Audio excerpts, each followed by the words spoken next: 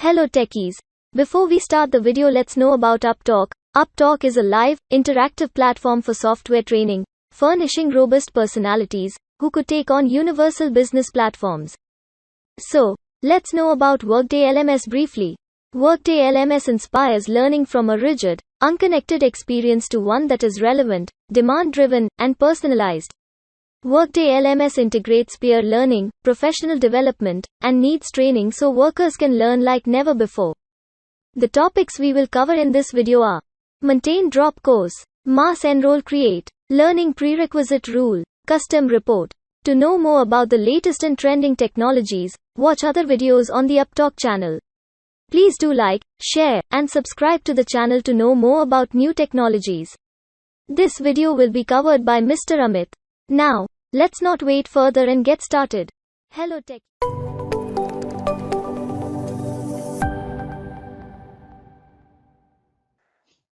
Okay, so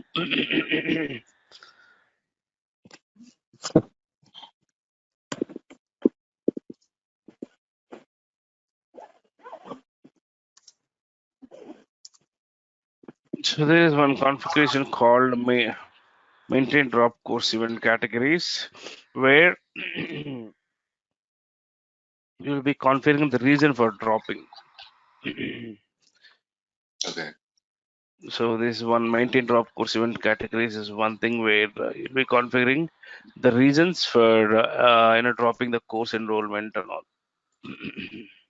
Okay. Maintain drop course event categories. Okay. Yes, yeah. This one thing, which will ensure you. Before that, there is one more thing that you need to do to validate the course enrollment, where error or warning will be triggering to an employee, saying that you'll be not able to enroll, you'll be not able to drop this from the enrollment kind of thing. So once you have that one, this will allow you to select the reason for drop enrollment. So it will allow it will ask you the reason for which you have to drop the enrollment, and accordingly you will be employee will be selecting uh, reason for dropping into the course. Okay. So suppose, for example, if you are dropping, right? Yeah.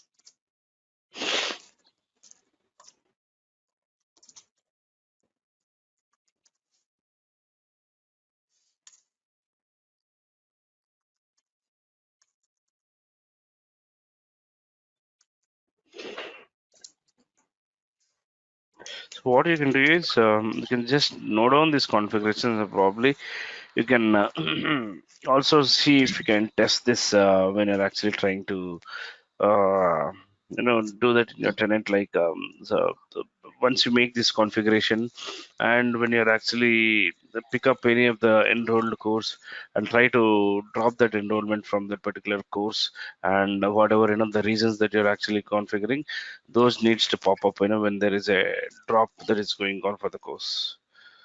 Okay. So once you configure this one, and there is a validation called maintain learning validations.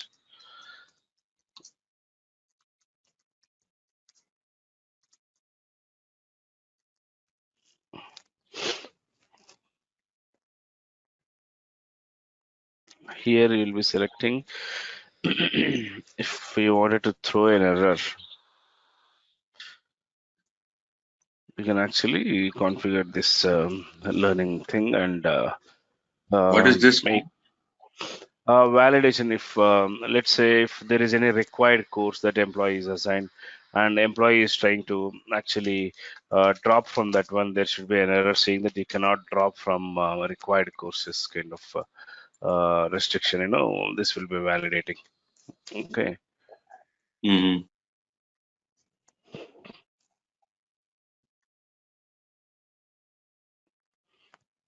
So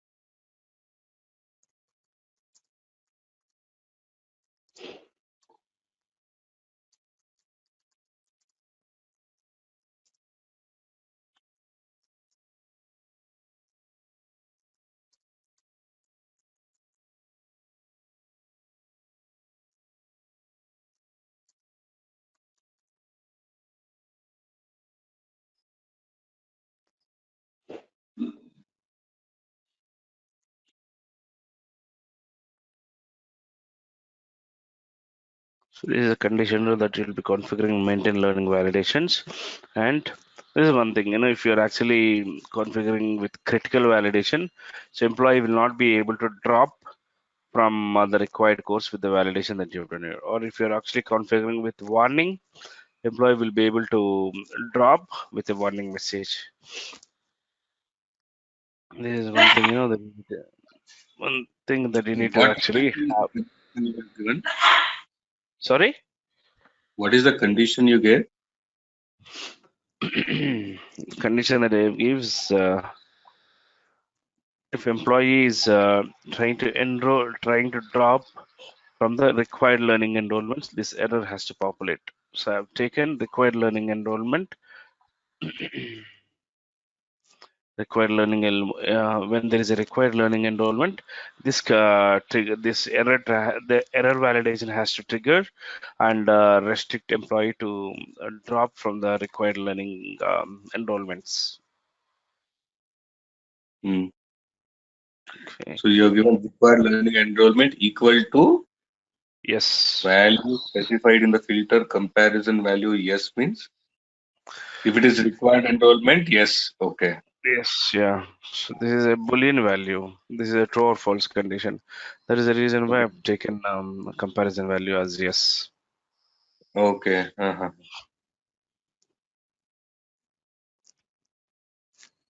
Okay, Hmm. so this is one thing important validation for all course enrollments and drop enrollments kind of things. This is one important thing.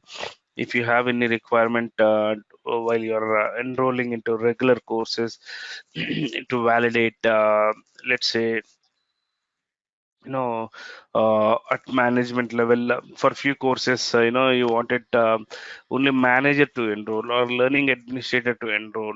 So for such kind of thing, you can go and write a validation rule that only if management level is greater than, or only if our role is learning administrator kind of things, you can give and actually make learning administrator or managers to enroll into that course.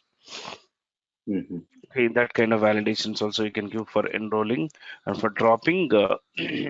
So just to connect the scenario, like for required courses, employee will not be allowed to drop. So if employee is trying to drop from the required learning, there has to be a kind of error saying that that you're not supposed to drop for the required learning courses that you are enrolled for, kind of message that has to trigger for an employee. Okay. Let's see if at least through mass enrollment, we'll try to enroll one of the candidate and see if we're able to, or else I'll get you a screenshots.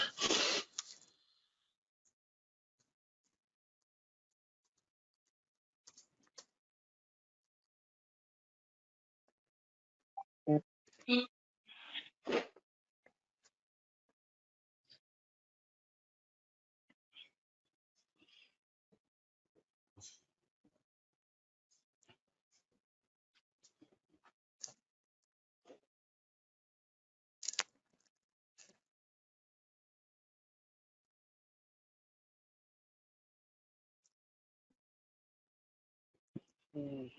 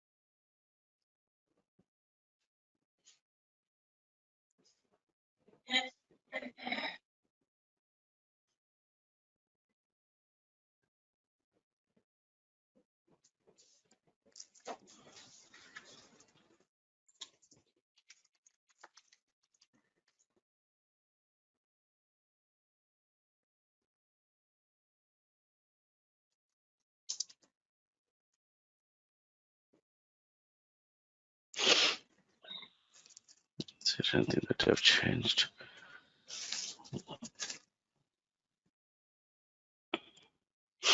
Why did you change in the security policy? I've not changed. I was checking the access part because the task is not accessible, so I'm verifying this person's security whether something has got changed.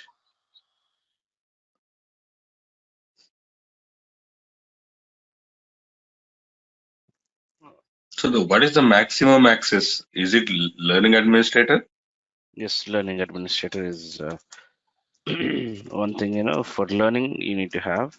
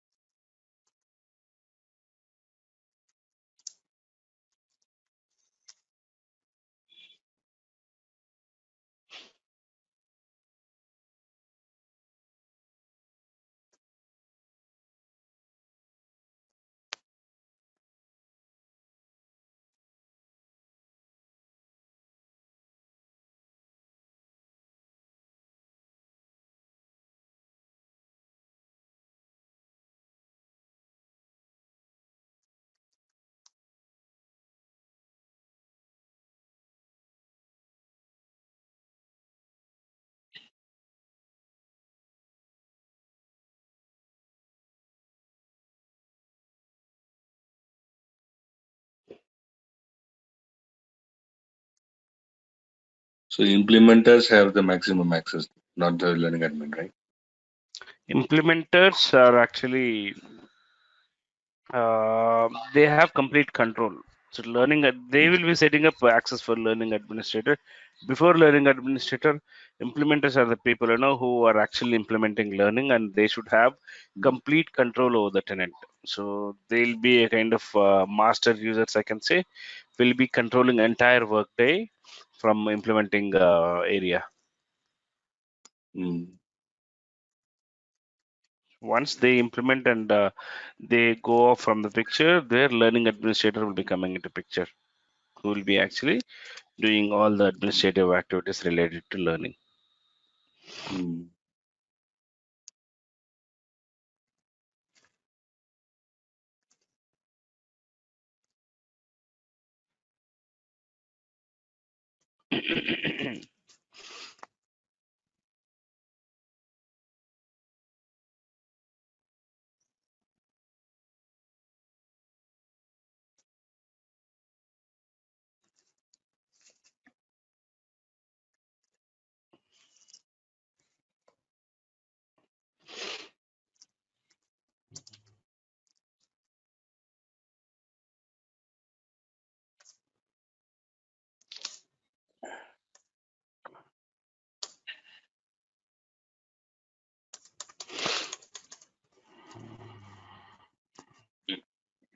There's something wrong with this.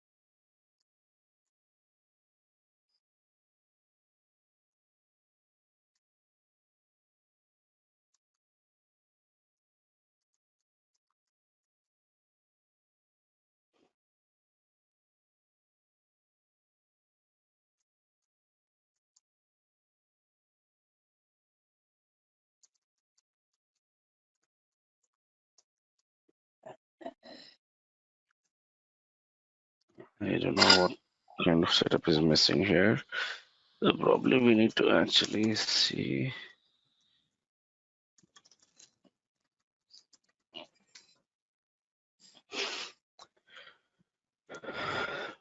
BP level we have given, domain we have given.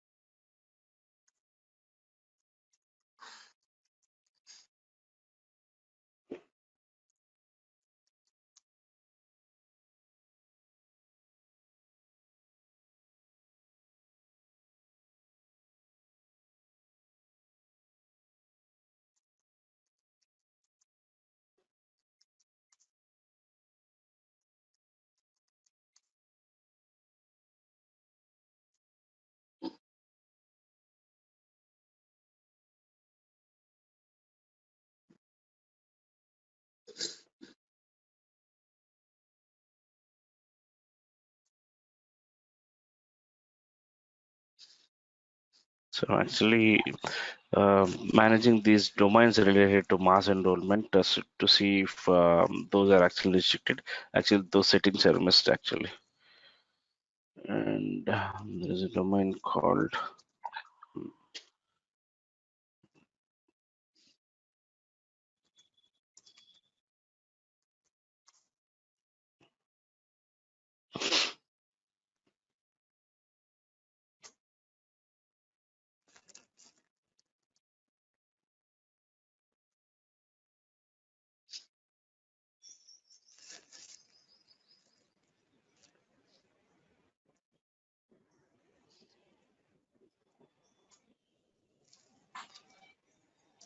okay. So, okay, there we have not given, I believe.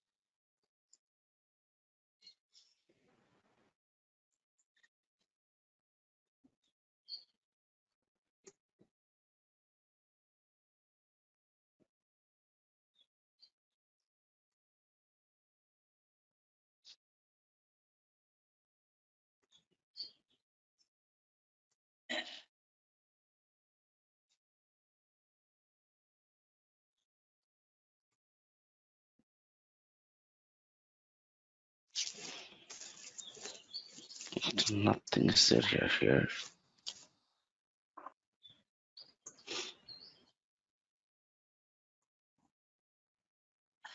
This entire is actually a dummy tenant. No, nothing is there.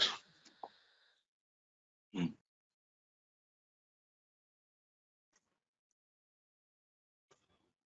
So when you're doing a mass enroll, you have to select by location or organization hierarchy, supervisory organization, right? No. When there are two tasks. So mass enrollment by role, mass enroll is one of the tasks. So when you actually try to enroll by mass enroll, you'll be getting a list of all the employees. From there, you'll be selecting all those employees and enroll into the course. This is one thing by role. So when you go with mass enroll by role, you have to select the organization, and from that organization, you need to pick that employee. So two ways. One is there is a straight task called mass enroll. So when you go with the task, you'll be getting a list of all the employees with check boxes, for each employee. So you can select as many as how you want the check boxes and do a kind of mass enroll activity with one go. Or if you wanted to do for specific organizations or specific roles or specific location people, this is one thing. This is the task that you can actually choose. Mm-hmm. Okay, Okay. so that is one thing we need to do. I don't know why where this tenant is actually gone blank with all. So we are assigning all the required security.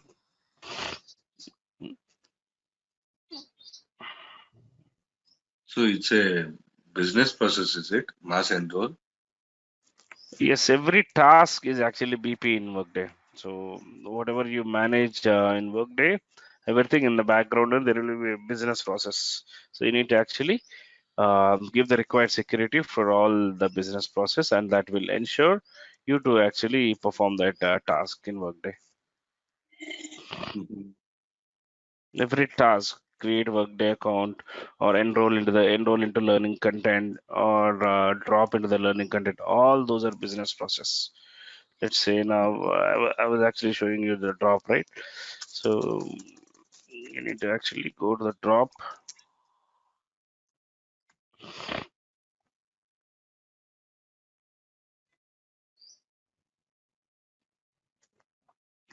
who has to do a kind of drop and drop learning things. Here you'll be giving all the security. Drop learning enrollment. Who has to drop from the learning enrollment? What do you need to give? You need to give employee as self. Every employee will be having permissions to get dropped. And obviously learning administrator will be having permissions to drop employee.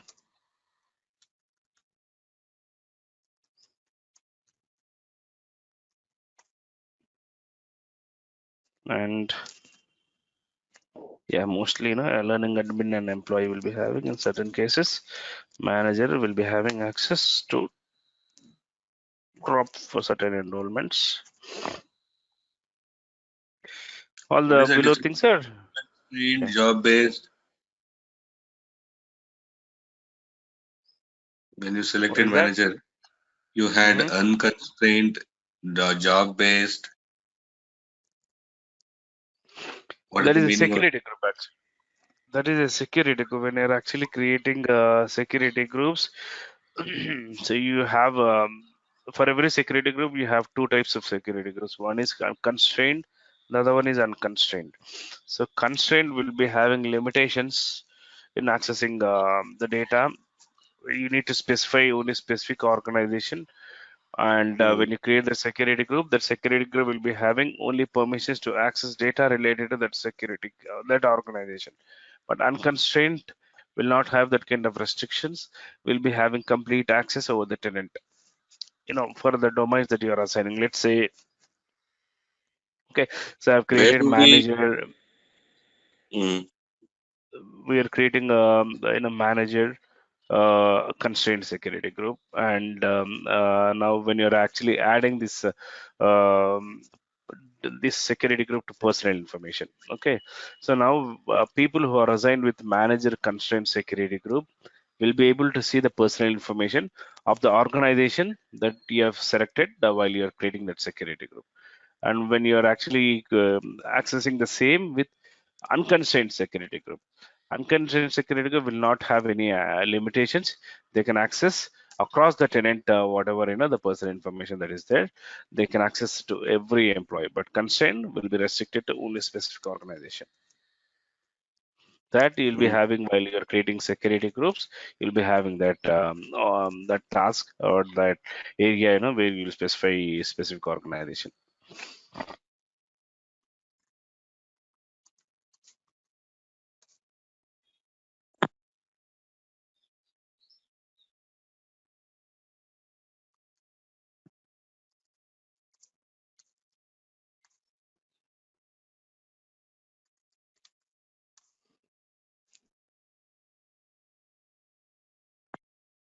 These are all, you'll not see in real time. People who are actually doing some kind of training, they would have created this one. Okay. So you have only manager role-based security group. That's it. For every manager with role, you'll be assigning that role-based security.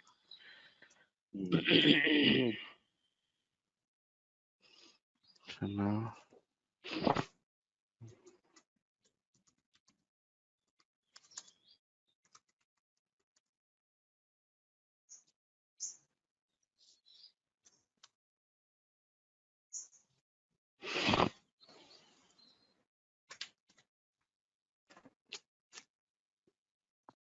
now with this change, employee should be able to drop the enrollment from the course, because we have given a security for an employee to drop the course from there. But there are certain validations that we have given. So if it is a required learning course, employee will be getting an error saying that you're not supposed to drop from the required learning content, kind of error that employee will be getting.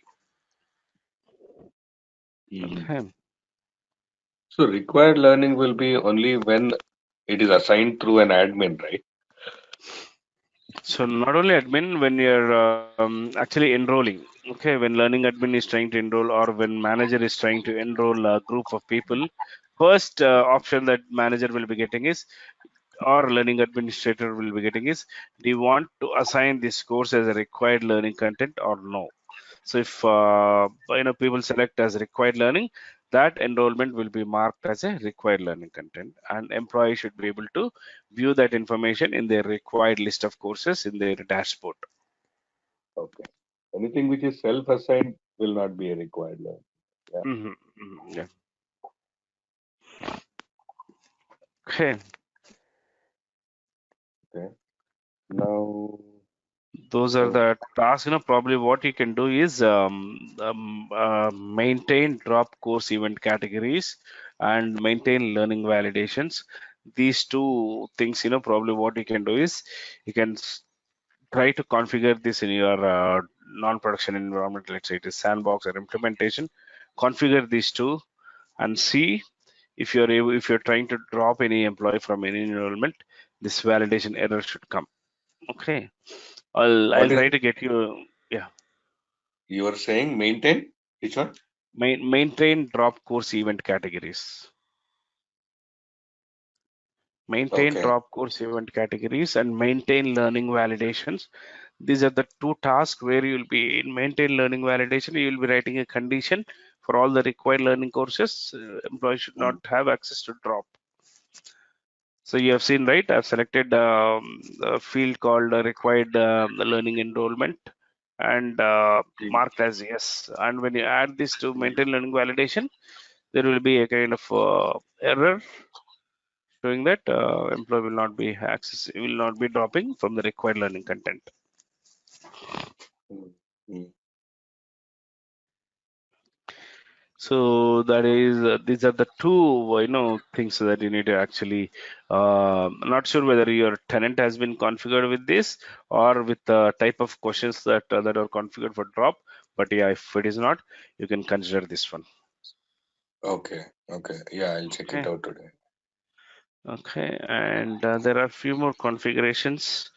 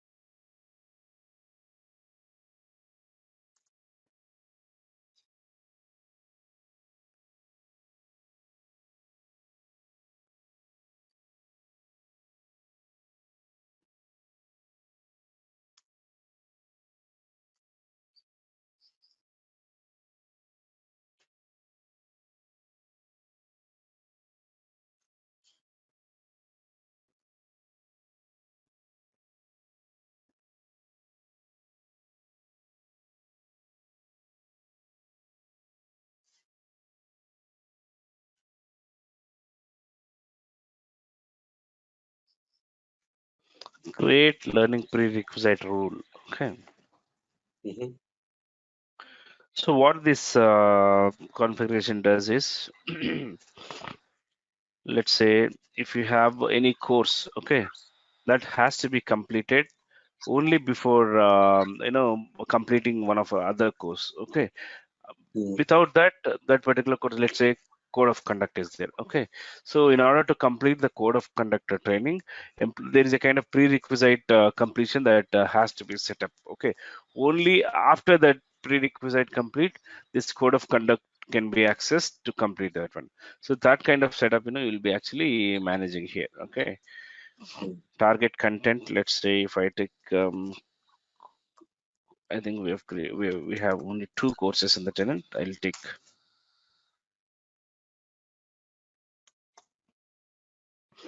So I have taken code of conduct as a kind of course. It's a prerequisite. So,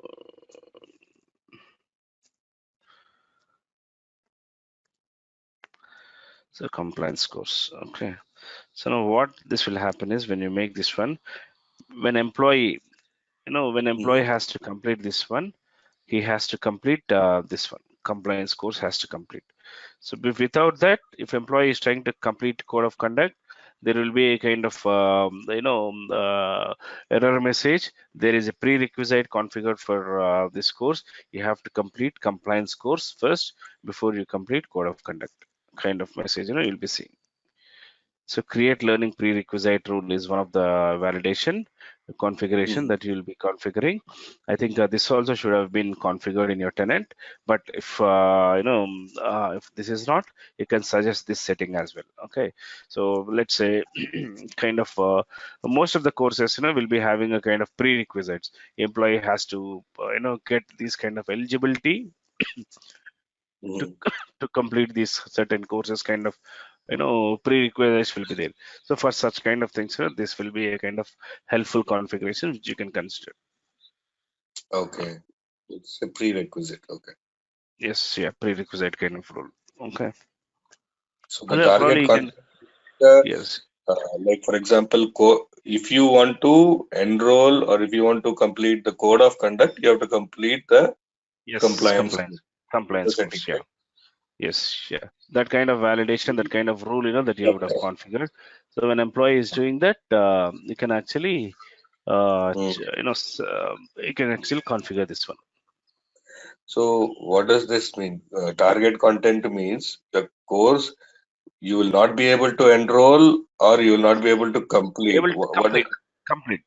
So here we have selected complete, right? Qualifier. If you select enroll, that also will work. no, So in no, no. qualifier, What I'm saying is, if I have not completed the compliance course, mm-hmm. this condition does that mean that I will not be able to even see the Complete. enroll button for code of conduct? Enroll? No, you'll be not able to complete.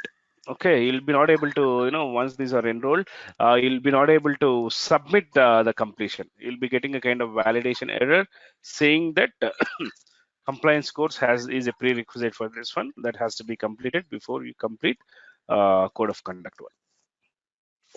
Mm, I doubt, because if you're already launching the SCOM content, then if you're allowed to launch it, that means that you can complete that also, right? That doesn't mean that the SCOM content will check the setting of learning. So there are two kind of things here. Where is this one? Edit. Yeah. So you have two things here: has enrolled and has completed. Okay, if you're selecting this one at enrollment level, you can actually bypass this thing. And if you're actually doing that at completion level, so before let's say you've taken complete course and you're clicking the submit button to mark it as a complete. Okay, there you'll be getting a kind of message. There is a prerequisite for this course and that has to be completed. Okay. Okay. Okay. This is one of the important configuration as well, which you need to actually check with most of the stakeholders will be having this. They'll not be getting this requirement during implementation, but after going live they'll be getting this. Is Mm-hmm. there a way that we can restrict kind of thing or not? Okay.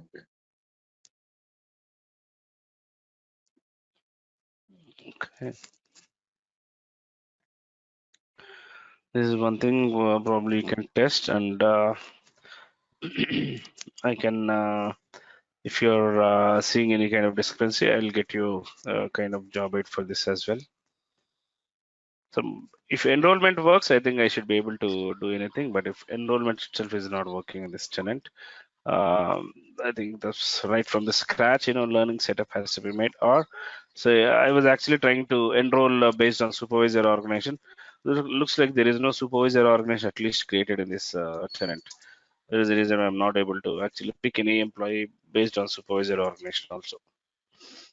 Mm-hmm.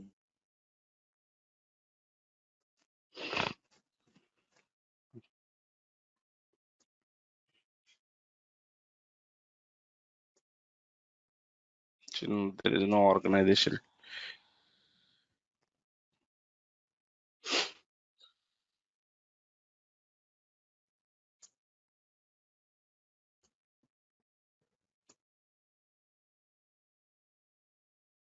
No worker. No employees are there. So I think this tenant is actually a kind of dummy tenant. I believe there is no data in this tenant. So no employees are there, no organizations are there, nothing is there. And to do that one, we don't have an access because they've given the only few security groups and they've blocked the security. They've blocked the security not to perform any kind of security changes to this tenant to the user level.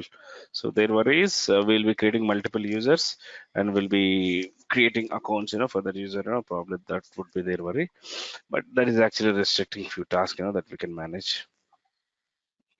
But yeah, so those three configurations which I've asking you, right? Just go through them and see if you're able to perform. One is maintain learning validations. The other one is drop course event categories, and the other one is prerequisite for learning content. Okay, which you can consider. So these three, you can see if you're able to do that in your non-production tenant. If it is not configured, okay, probably anything would have configured in your tenant, but just check that part.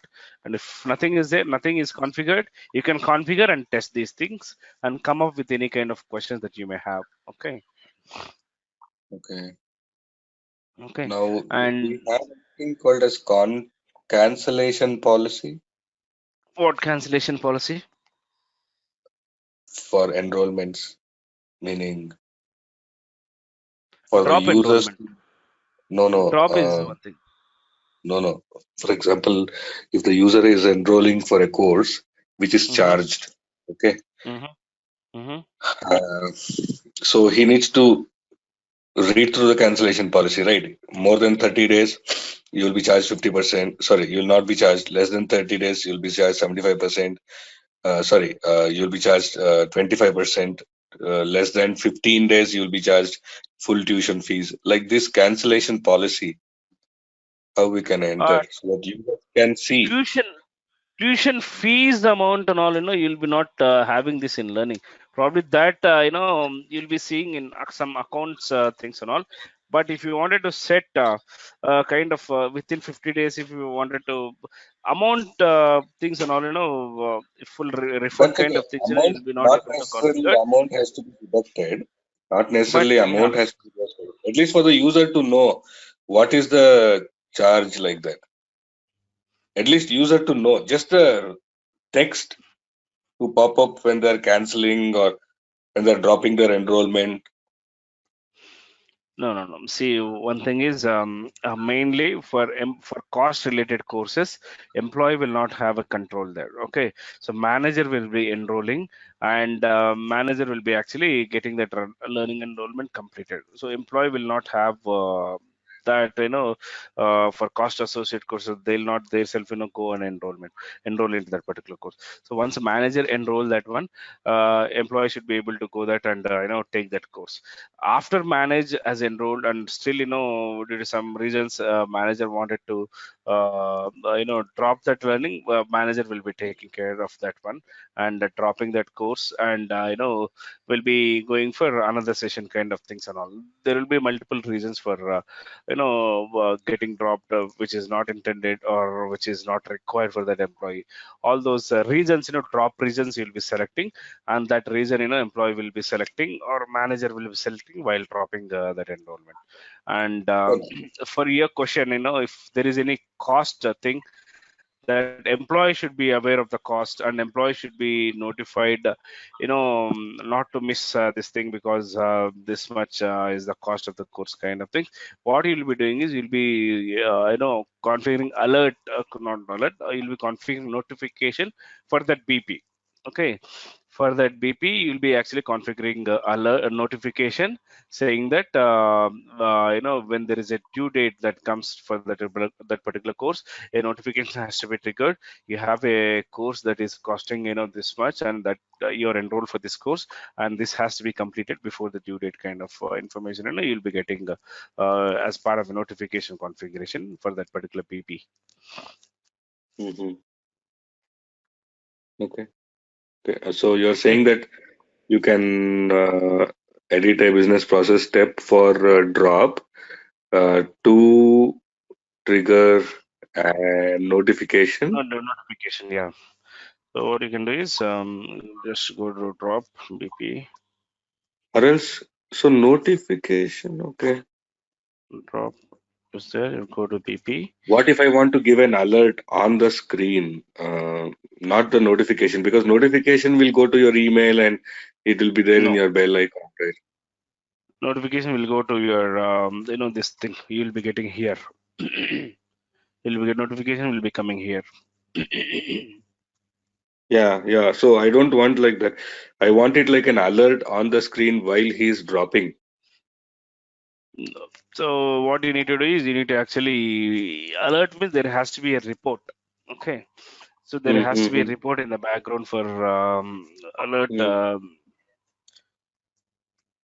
Mm-hmm. When you're actually configuring alert, there has to be a report in the background. It will ask you for a report name. Okay. So you need to actually, but this will not work dynamically. Okay. So once employee has dropped, okay, your report will capture that information, and that report will be sending an alert. This is a kind of cost information of the course that you're dropping, or you dropped, and all this kind Oh, of custom content. You'll be actually oh, configuring okay, okay. at report level. So ideally, you can't schedule an alert because it is not dynamic, right? No. Okay, okay. You have to go for the business process step only in that case, as you said, Yeah, right? yes, for real-time scenarios that if you wanted to restrict for live transaction, BP would be Yeah. a kind of thing. But if you wanted to send a kind of static email notification for employee Outlook when something Mm, has happened, based on the report updates, that information will be sent to employee Outlook uh, mm, with all the custom content that you'll be providing. mm. Okay.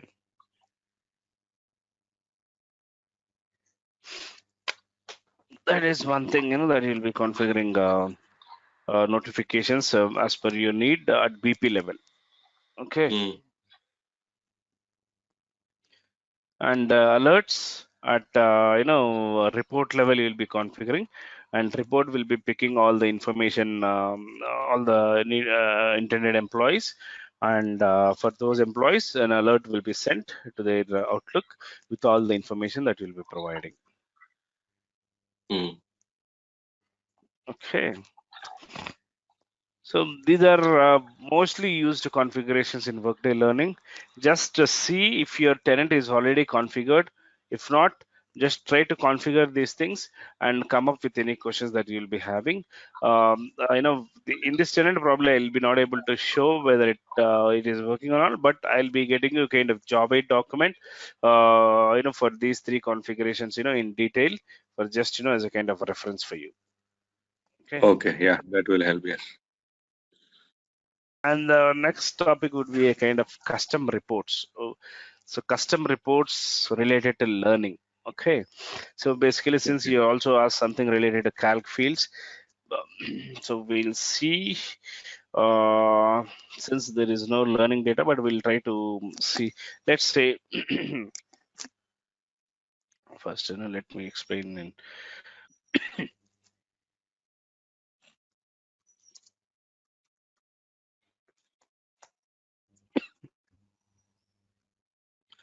So whenever you are actually creating report, okay, whenever you are actually creating report, you need to specify in Workday what data that you wanted to report and what you need to pick. Let's say if you're creating a report and you're needing, employee personal information, okay, employee personal Mm, information, if you're needing, from where this data has to come?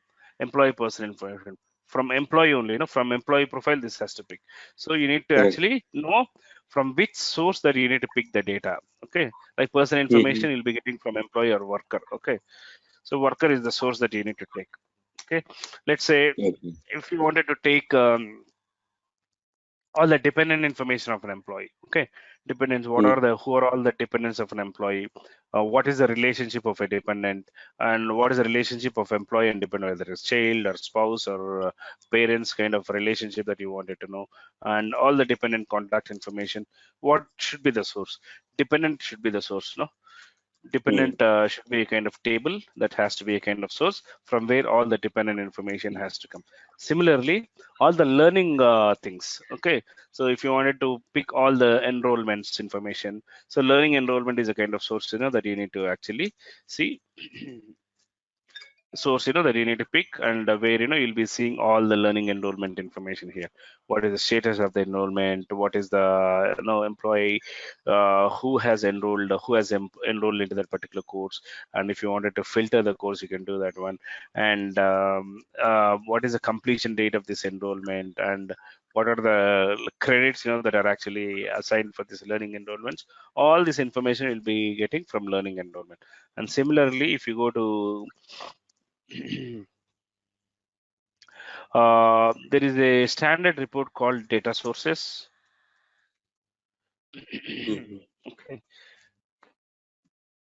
If you are actually asked to create any report in Workday Learning, okay. So if since you're new to Workday and you're not aware of creating report and all, and you don't know what data source has to be chosen for the requirement that you got, just access the standard report, okay, data sources, and enter for learning.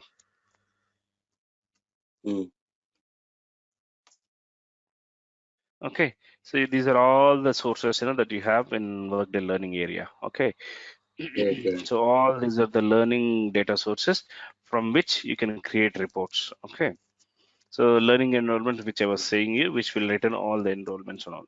So if you wanted to pick the group of learning instructors who are available in tenant, you'll be getting learning instructors. So similarly, all other categories you'll be actually creating. If you wanted to pull extended learners who are not employees in Workday but are extended learners, you'll be actually selecting this source.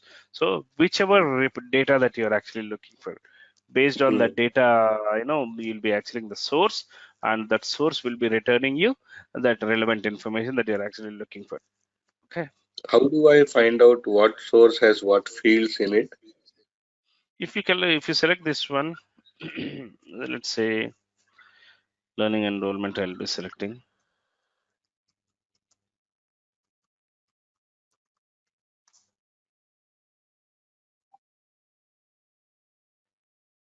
Okay. I've selected learning enrollment. The business object for learning enrollment is learning enrollment. Okay. Okay, what is the difference between, now it is confusing actually. What is the difference between data source and a business object? Yeah, good question. So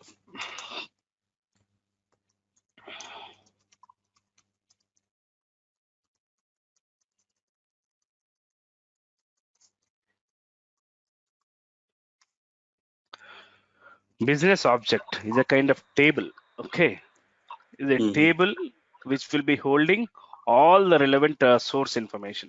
Okay, table.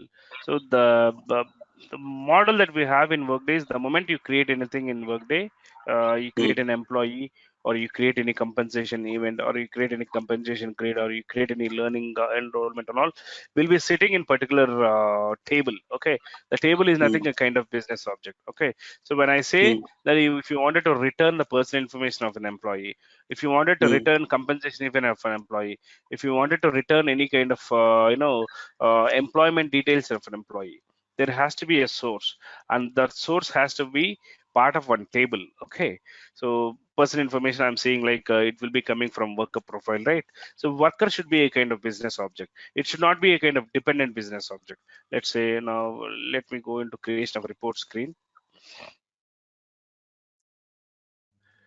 Create custom report.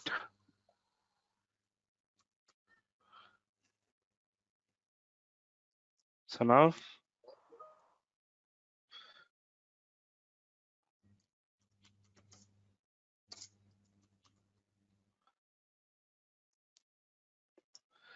let's say if you're looking for,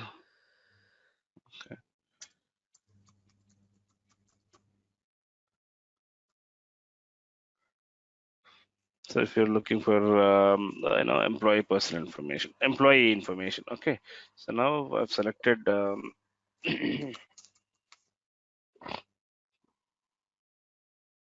so you'll be getting list of or I can go for all workers kind of source. And once you select any of the source here and get into report definition page, you'll be seeing the business object for the source.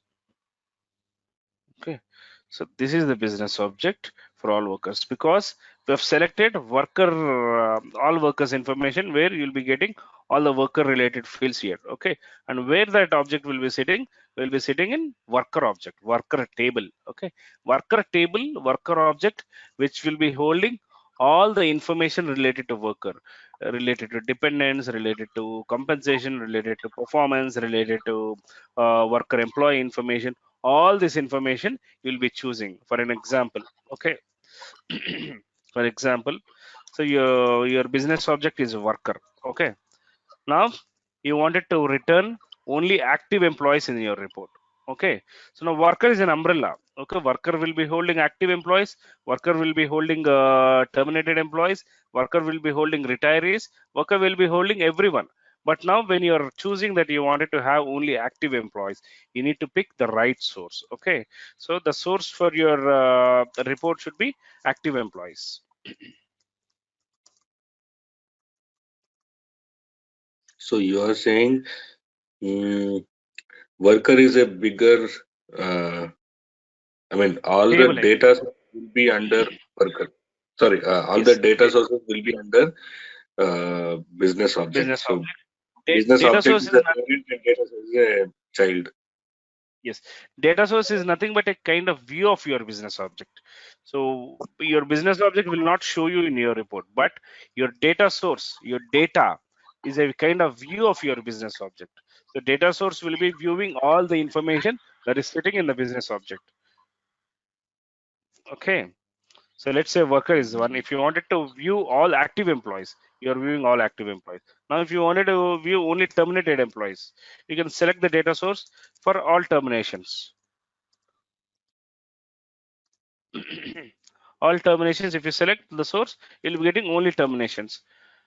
If you wanted to get only contractors, okay, you select all contingent workers. And if you wanted to select only all retiree information, you don't want any active, but you wanted to have only retirees, you'll be getting all the retirees. So your worker will be holding all this information, but your source is one thing, what you wanted to view, which you'll be selecting right source in your report while you're creating. But you will Next. you will not select the business object in report, right? You will select No, the you source. will not select business object. You'll just select the source, and that source will return the business object in your report definition page. So how do I know which source to select when I'm creating any course? That based on number of reports that you create, based on the kind of experience that you gain in managing reports, you'll be getting what source has to be selected. And that's the reason why in the initial stage, since you're not aware of the sources that are available, you can go to the standard report called data sources. And if anyone asks you to create a report, hey, if anyone comes to you, hey, can you get me the list of enrollments that are in completion status? Okay, if you get such kind of things, and you don't know what source that you need to pick, okay, but you know what data has to be returned, you know that, but you don't know how to create that or what source has to be chosen. So you can initially, since you're not aware of terminology of reporting, you can go to this report data source and filter for learning.